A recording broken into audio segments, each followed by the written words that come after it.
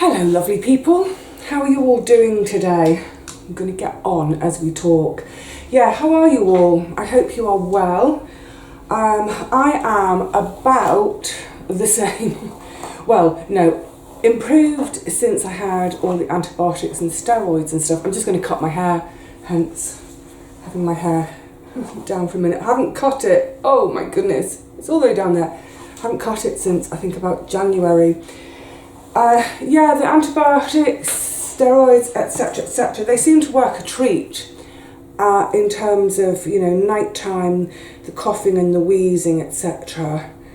So that's great, I'm sort of, I feel like my nighttime is back to normal now, where sometimes I get 3 hours sleep, sometimes I get 4. Seemingly never more than 4 hours in a chunk. But that's okay, I make do. It's just this sort of residual tiredness, and tiredness is an understatement, exhaustion, and the feeling that I've still got a cold, you know, I'm still feeling bleh in my nose and head.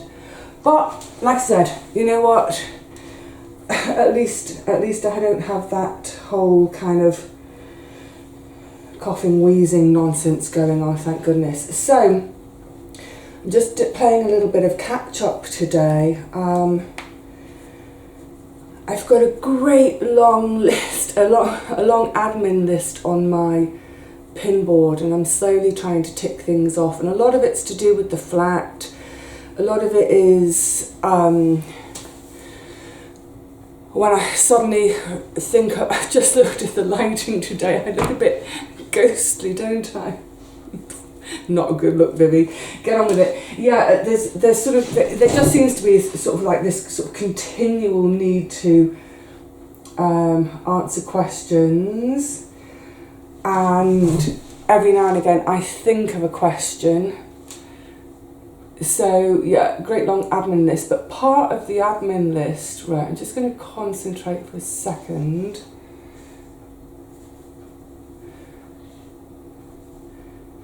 Are they even? That's about even. I know, look, there are myriad ways you can do a self haircut. This is what I do, and it works fine for me. I don't want to put it in a pony on the top and cut it on the top, because I don't want layers, because I think homemade layers can look rubbish on very straight hair. How much is that today? Do you want it in inches? 1, 2, about 3 inches. Is that about a year's worth of growth? Match it, Vivi, match it. As best you can.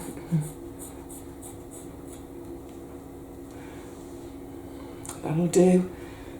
It does look wonky at the end.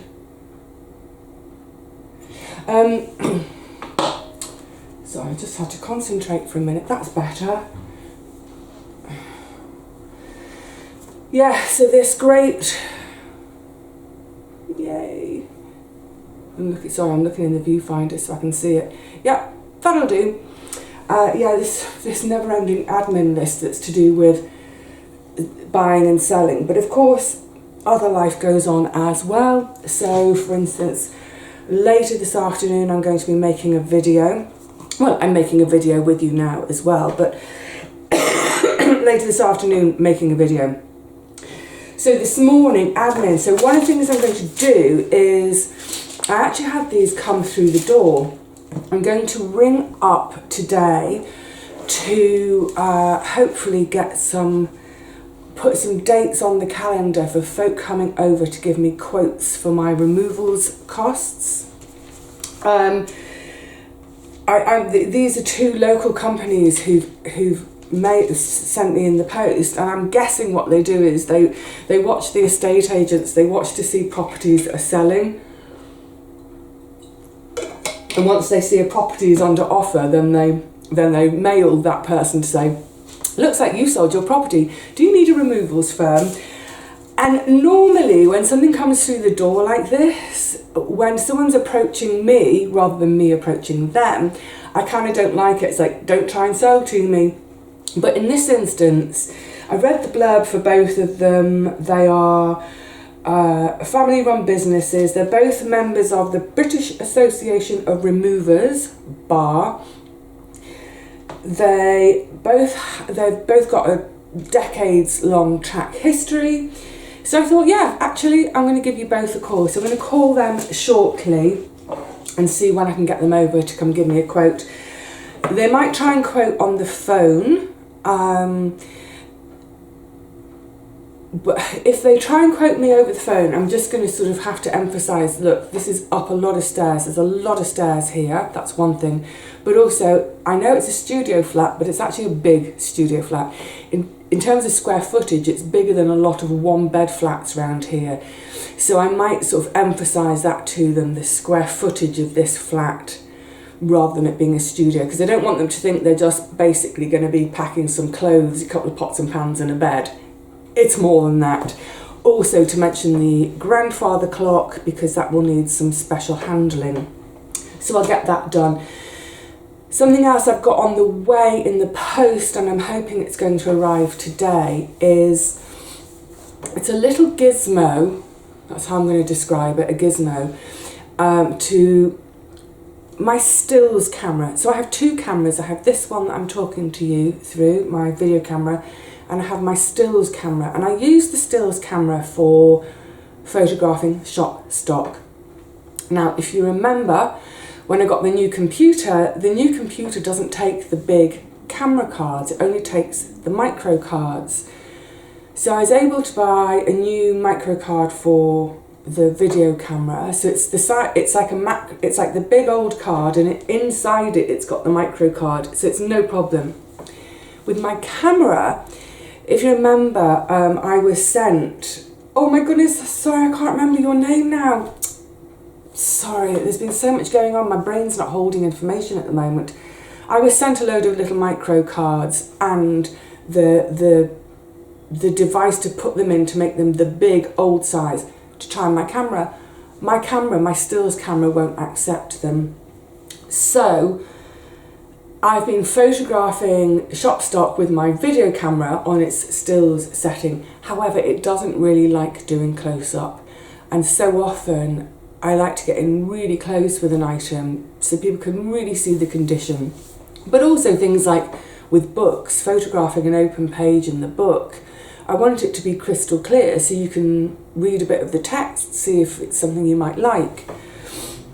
So this one really hasn't been coping, and it's just a little bit, occasionally it's a little bit fuzzy, shall we say. So I want to go back to using my stills camera. So the only way to do that is to buy this adapter. So the card that's in my camera, I slot it into the adapter, and then I put the adapter into the side of the computer. So that should be arriving today, and it's actually the second one I've tried to buy. The first one, I ordered it way back. This is all coming out of the removals quote thing as well. I ordered it, excuse me, at the end of September. Still hasn't arrived. Anyway, I finally got a refund for that. It just didn't ever arrive. So hopefully this one should be arriving today. And one of the other reasons for buying it, not just for photographing my shop stock, is I need to photograph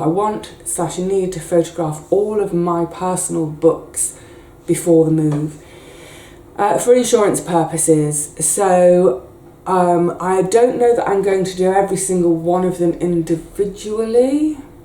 I know my books really well. I know exactly what kind of condition they're in. I know that they're first editions, all of that sort of thing. But I want to just, like, even if they're still on the shelves, I want to just go through and photograph. So it might be that in one photograph I get 5 books. Just to make sure, you know, if anything goes wrong in the move, if anything goes missing, I've got that record for insurance. So I need my stills camera, and I've missed it because this camera that we're talking on today, it really doesn't like doing close-ups. So that's another job to do, is to do that, photograph all that before the move. Get my removals companies in to give me quotes for the move. Oh, and just by the way, in terms of the flat and the house move and everything, No, I don't know. There's nothing to report yet. I don't know anything. These things, like I said at the time, they can take a minimum of 3 months, 12 weeks. So if we think about it, it was, I think, the 21st of September that I had the viewings, so 23rd, 24th. So it was probably around about the 25th, 26th of September that we all sort of said in writing via emails, like me with my new place, yes, I want to buy it, and my buyer for here, yes, I want to buy it. So realistically, October, November, December, end of December would be the earliest that anything would happen. I rather think though that because there have been a lot of questions from one party, I think it's looking way more like it's going to be January. It could even be February, March. Let's hope it's not that long, because I think once you've made that decision, you just want to get going, don't you? What else? Oh yeah, on the subject of the move also,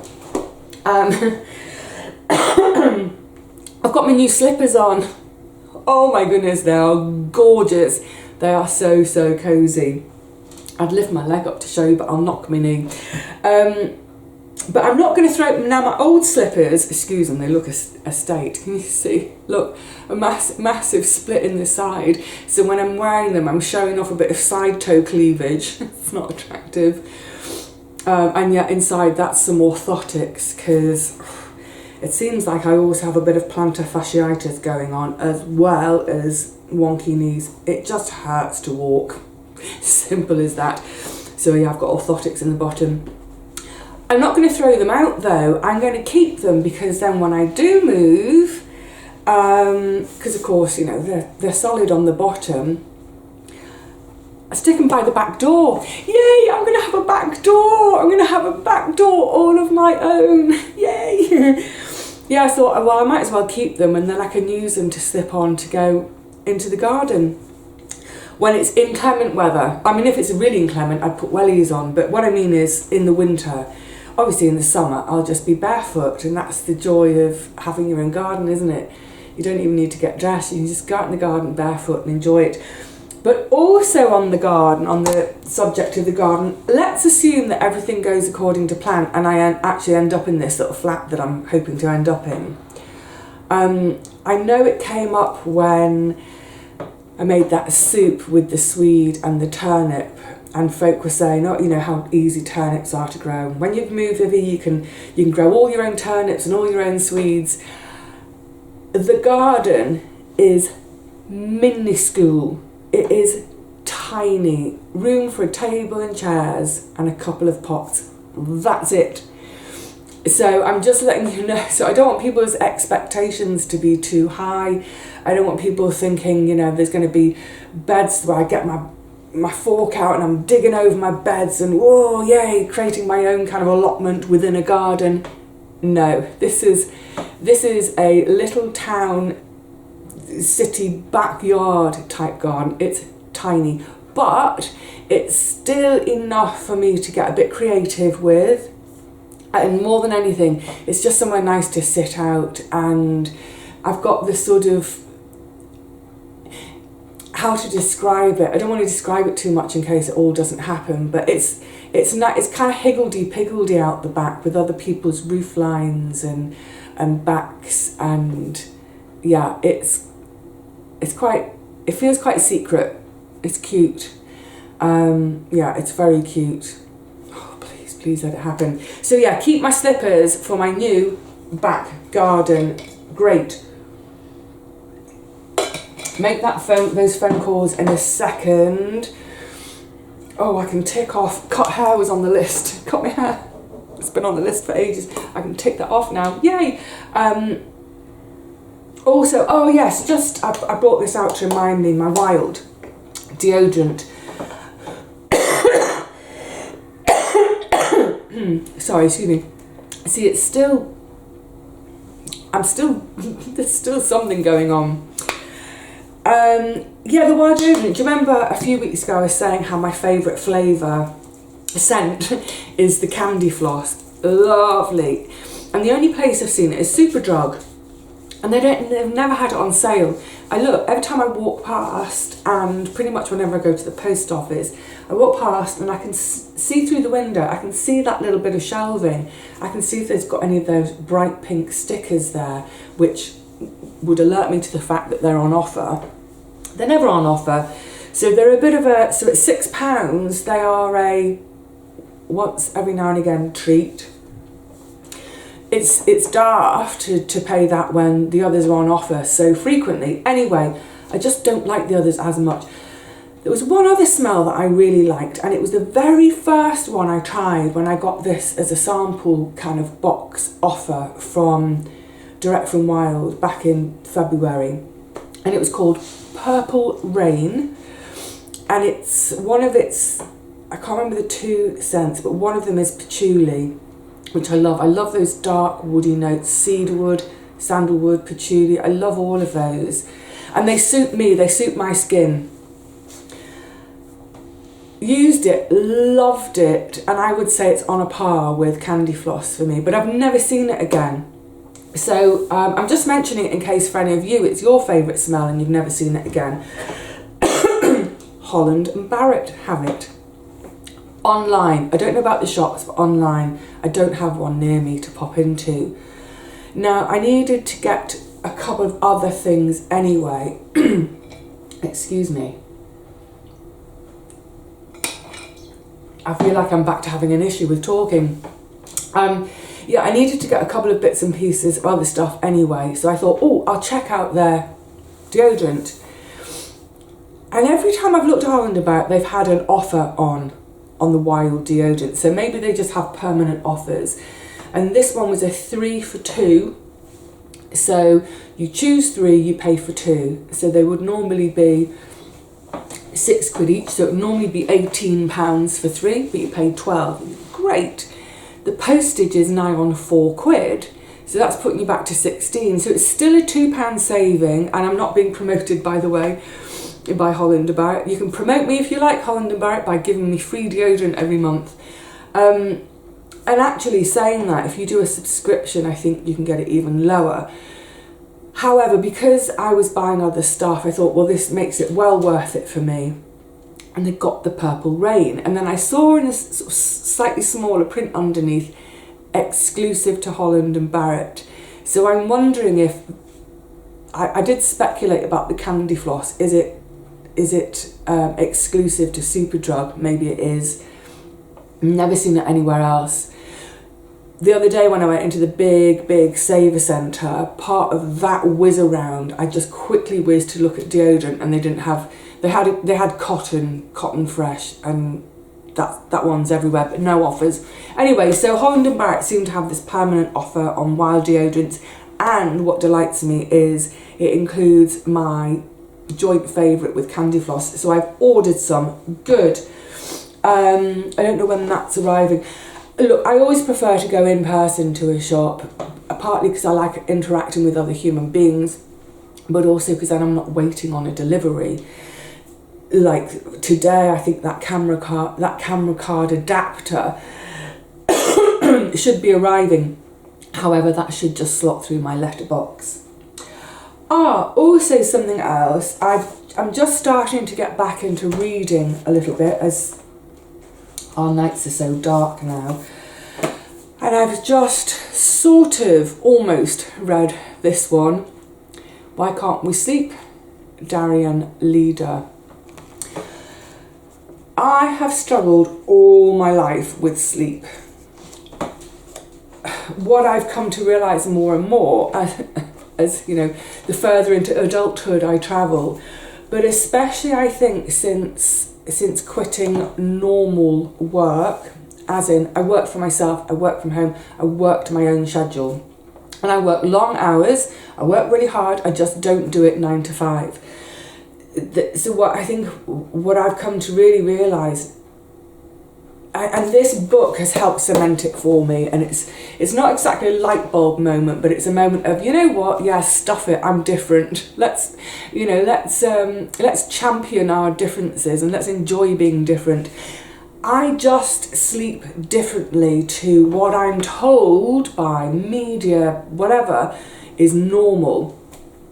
And so this book, I mean, it's quite wide-ranging. It sort of covers social history, it covers science, it covers the history of sleep research for about the last 150 years, and how sleep research itself has changed and our ideas about sleep have changed. It's not a manual of how to get to sleep. But I mean, in a way, in a nutshell, what it's saying is one size does not fit all. You know, I feel like I've spent my whole life being told that you go to bed at 10 in order to get up at 6 a.m. You go to bed at 10 and have 8 hours sleep in one uninterrupted chunk. You know, how many people do. There's a little bit on this about biphasic sleeping and how we used to have biphased sleep, i.e. go to bed and sleep for 3 or 4 hours and then wake and be awake for a couple of hours. And during those 2 hours, you might meditate, you might pray, you might read, you might write, you might eat, and then go back to bed and sleep for another 3 or 4 hours. So there's 2 sleep phases with a 1 to 2 hours sleep awake phase in the middle. So this idea, you know, where has it come from? That everybody should sleep in one chunk for 8 hours, and that's exactly what every single body needs, and it's got to be at 10 o'clock at night, for example. We all know that phrase, don't we? An hour before midnight is worth 2 hours after midnight. I mean, where did that come from? Who invented that? I'm sure most of you have heard that as well. So that for people like me, we're sort of made to feel a bit paranoid, we're made to feel a bit second-class citizen, because we don't fit that mould. We don't fit the going to bed before midnight. I'm never in bed before midnight, and I've tried it. I have tried it over the years.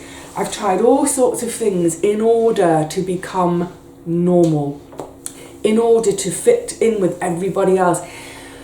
Part of it is that most work, most business, etc., is done in that kind of 9 to 5 time, isn't it? So if you go to sleep at 5 a.m. and you get 8 hours sleep, you wouldn't be getting up till 1 in the afternoon. And for the majority of workers in the work day, half of the work day is done. Now, that's what I mean about since I've quit the rat race and the normal work, it doesn't matter so much for me. I'm happy working at 2, 3 in the morning and being productive. I'm really happy. I am happier these days, partly because of I've kind of given in to who I am when it comes to who I am as a sleeper. I don't try and force myself to fit this incredibly narrow normal that just isn't me. So yeah, my day quite often doesn't start. I don't get up till 10 in the morning. And, you know, for my whole life, I've been made to feel that therefore means that I'm lazy. And I don't think anyone could ever accuse me of being lazy. But yeah, if you don't get up till 10 in the morning, you're obviously lazy, you're slovenly, what have you. And that whole thing of, oh, you've missed the best part of the day. How utterly superior of people. Maybe 2 a.m. is the best part of the day. I think 2 a.m. is the best part of the day. There we go.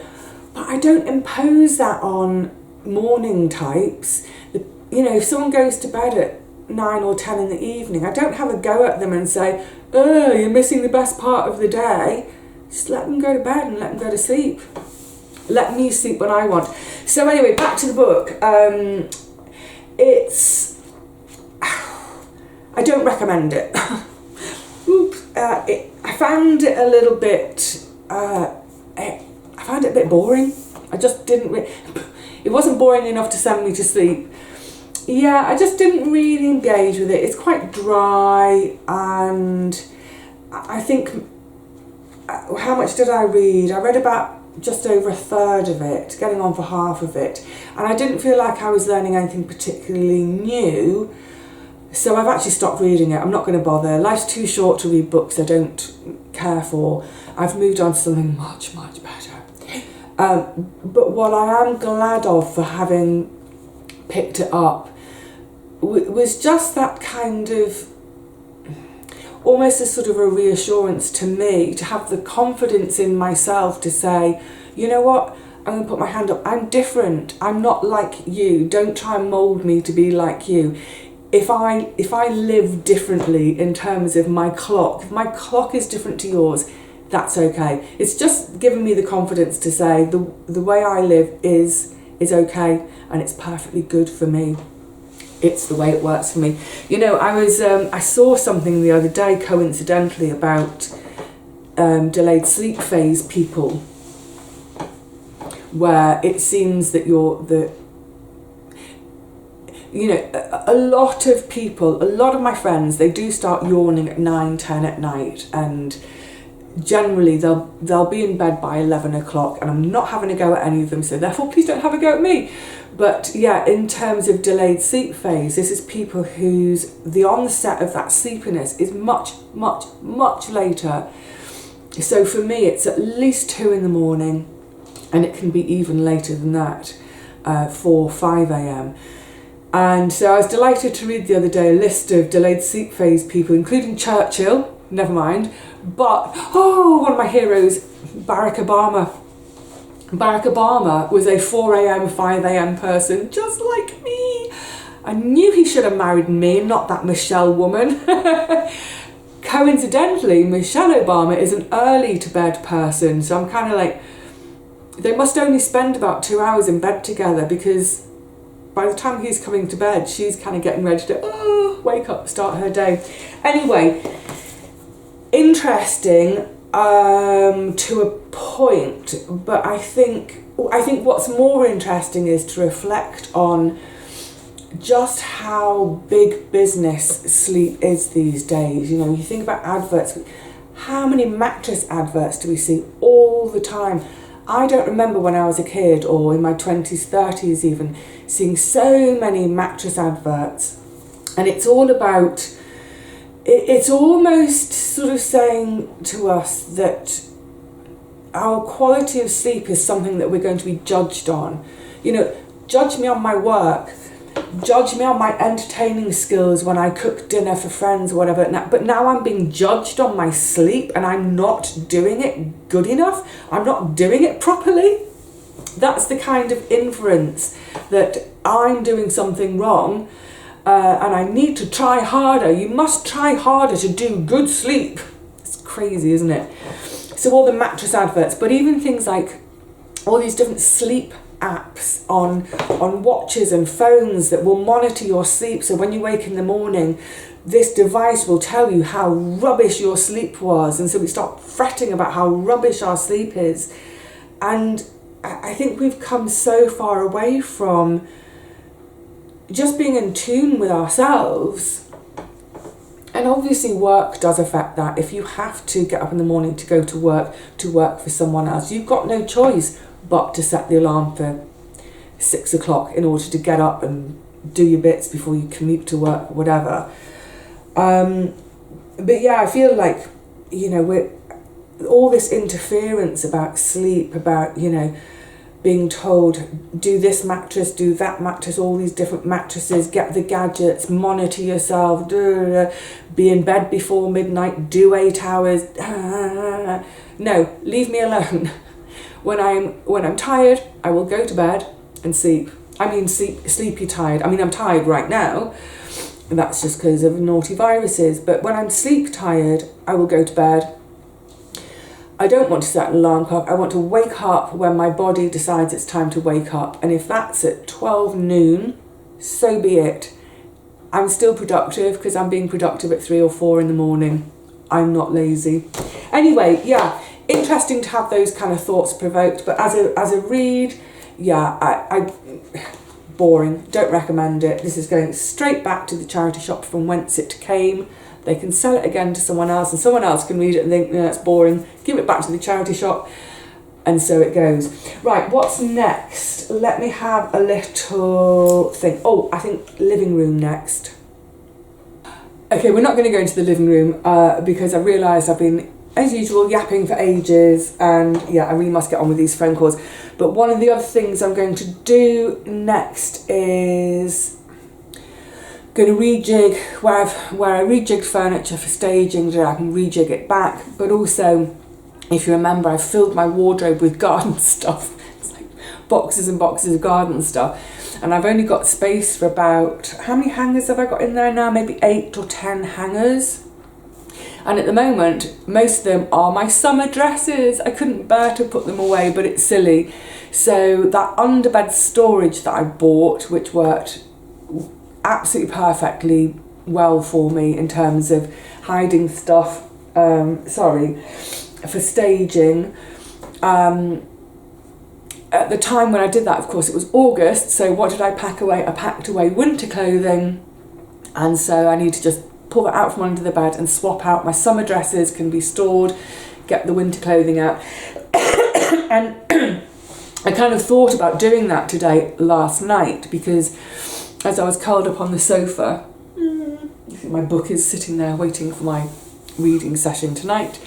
Yeah, I was sat there reading, and I suddenly felt really quite chilly. It's not the first time we had that brief, I think round about the September the 5th or 6th, we had that brief freakish night of frost, or nearly frost, and then we've been mild again until last night. I had the blanket over my knees. I even got I've got that gorgeous little cashmere poncho my sister bought me. Excuse me. It's like having a cuddle from my sis each time. Yeah, I have that on, and then I even ended up with my fingerless, my like wrist warmers. I thought, crikey, I think it might be time soon to break out the thermals at this rate.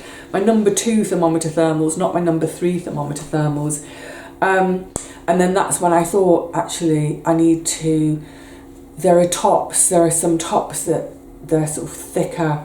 They're winter tops. I thought, I think I'm going to have to fish them out. I thought, I don't want to. I want to keep hold of summer. I want my summer dresses. And exactly as I said the other day, my head is still at the end of August, because September and October have been such a whirl. It doesn't make sense to me that it's cold. I feel like it should still be summer, but it's not. Get a grip, Vivi, it's November. So yeah, that's what I'm going to do next, just quickly, and then I'm going to do some batch cooking at lunchtime. I'm going to do 2 pots of curry, phone calls, there are some other phone calls I won't bore you with, all that this morning, and then hopefully that means then this afternoon I can get on with making a video, and whilst I'm doing it, do a bit of a sort out for some stuff of my own. So yeah, I'll just carrying on, keep this a bit shorter today. I will see you all really soon. I think we will do for that one, the one I'm planning to do this afternoon finally is the Swedish death cleaning. So let's get on with that this afternoon. But first of all, I need to make my phone calls and do my bits and bobs and do some cooking. See you later. In my time, I'll be seeing you in about 3 hours, I reckon. In your time, I'll be seeing you in about 3 days. How about that? All right, lovelies, until then, please look after yourselves. Stay cosy if it's getting cold where you are. Crack out the thermals. Ooh, exciting. I'll see you soon, lovelies. Cheerio.